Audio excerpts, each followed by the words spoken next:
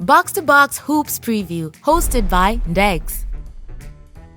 And in first place is the Oklahoma City Thunder, best team in basketball, the champions.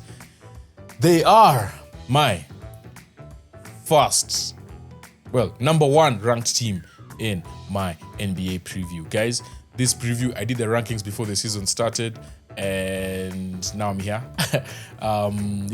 Obviously, stuff happened. Couldn't shoot all the previews then, but we're now shooting as the season has started. The Thunder are looking so good. They are currently first in the West with a 13-1 record. They've already won 5. They've won the last 5. They are just looking so good. Yeah, man. OKC Thunder, let's go. 24-25 season.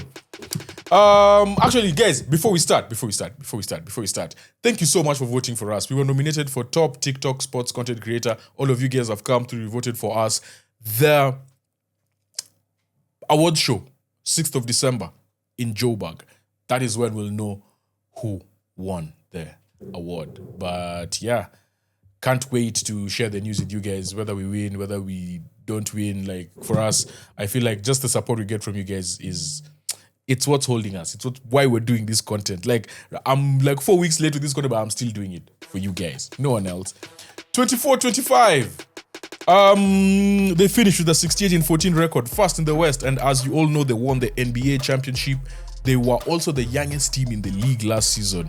OKC set a plethora of records kada, but only 3 for me. Well, let me just share the 3 that were my favorite. 54 wins by double digits, the most of all time. Best point differential, plus 12.9, ahead of the 96 Bulls and the 16 Warriors. Point differential is just wins minus losses. Like, just great. Fourth team to win 84 games or better. The other 2 teams are the Bulls, twice, and the Warriors. The Thunder were 19-2 after a loss. They were resilient and always bounced back. They outscored teams by 12.9 points per game. As we've mentioned, that was a point differential. That was also a record. Previously, it was 12.3. Set by the Lakers in 71-72. SGA won the MVP. First player in 25 years to win MVP, scoring title, and finals MVP. The last man to do it. Do you guys know? Let me know. Comment section. He was a former Laker. He's on TV now. OKC ranked first in defensive rating and third in offensive rating. Led the league in steals. Kayson Wallace started 43 of 68 games because of Holmgren's hip injury. J-Dub versatility, full display all season. One of my favorite players in the league right now, like hands down, not even a question. I just love the way he plays. The guy is just a baller. He's a stud. And he had a 40 ball in the finals. Like, bro, the moment was not too big for him. 40 in the finals is crazy. Lu Dort was one of the league's best defenders all season. It was his perimeter shooting that really took big steps. When this guy came into the league, guys, he was giving me vibes. I'm not saying he was. I'm not saying he was the exact as this player, but he was giving me vibes of Tony Allen, where the guy is so good defensively, but bro, like he gets the ball in the corner, you just leave him. Like, stay open. Like, there's nothing going to do. But now he's a real threat. He shot 41.2 from 3, which is amazing. Like, great for someone who came into the league not known as a shooter. Aaron Wiggins recorded career best in points, rebounds, steals, assists, and threes. Isaiah Joe, oh my God. When this guy just lined up a 3, all you're waiting for is the sound of the net. Like, they just crazy, man. He also shot 41.2 from 3 on 6.3 attempts per game. 41.2 on 6.3 attempts is such a crazy stat. And then, yeah, finally, coach Mark Daignault was coach of the year in 23-24. He just continued where he left off. Like, his ability to connect with these players, and this team, man, that was like the special sauce that they needed. I've done salt and I'm talking about sauce. Just great play calling, calm at all times. The team really resembled his personality, yeah. And that is where I'm such a huge fan of him as a coach. That's what they did last season. So this is what they've done in terms of off-season moves, additions. They added Chris Youngblood, who was undrafted, is an undrafted player, so we count him as an addition. Don't reach, young blood. And then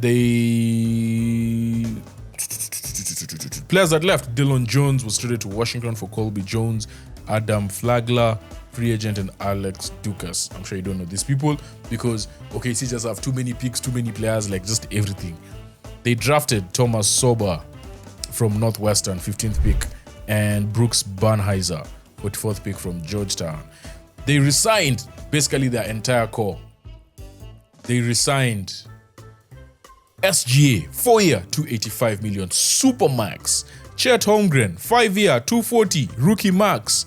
Jalen Williams, 5-year, $287, rookie max. Jalen Williams, there's two of them. There's Jalen and Jalen. There's J-Dub and J-Will.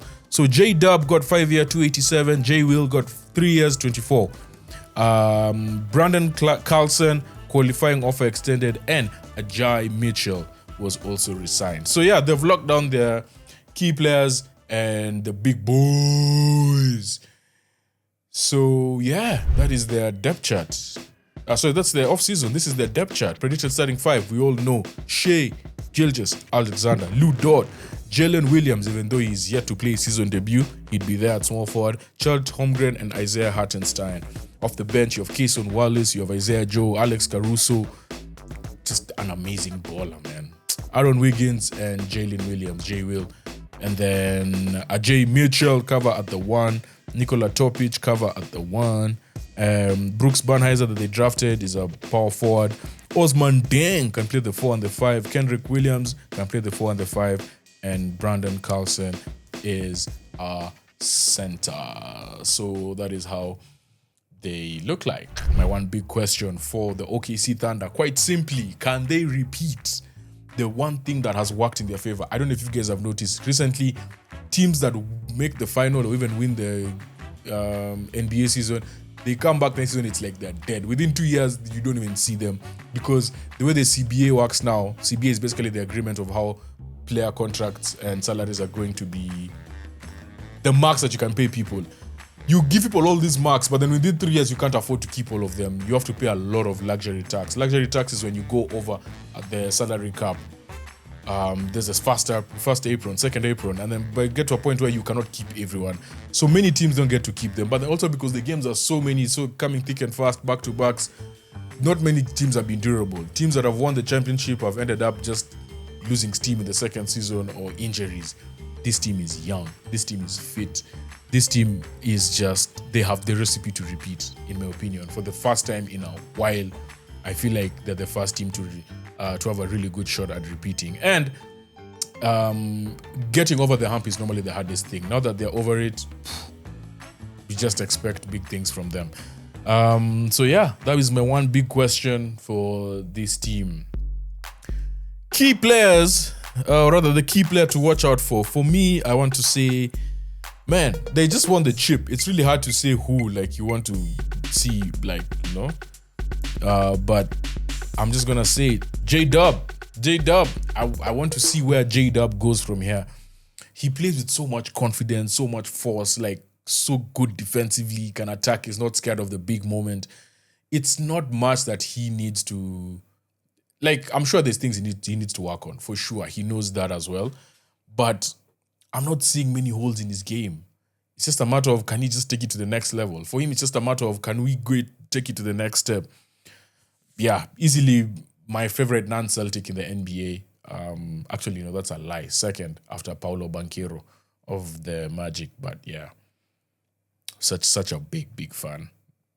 Yeah, man. This team is just stuck. Like, you just end up loving everyone because they're just so good at what they do. 24-second prediction. Shot clock. This is the best team in basketball. Easily. They have the MVP. They have a hungry team. The early signs are that they are not complacent either. They're just the most complete team in the NBA. So now, can they do it again? That's my one big question.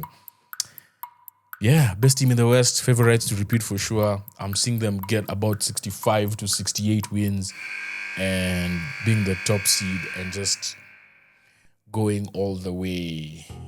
And that is my preview for the Oklahoma City Thunder. This is the final team. I've done every single team, all 30 teams. This was the culmination. It took a while, but yeah, we are here. I'm so happy to have done this. I will be doing a lot more NBA content. I really wanted to push all of these out fast and then just get into it. So yeah, guys, thank you so much for tuning in. Make sure you stick with us and we go along and we see what's going to happen in the NBA. Ready for the ultimate slam dunk of content?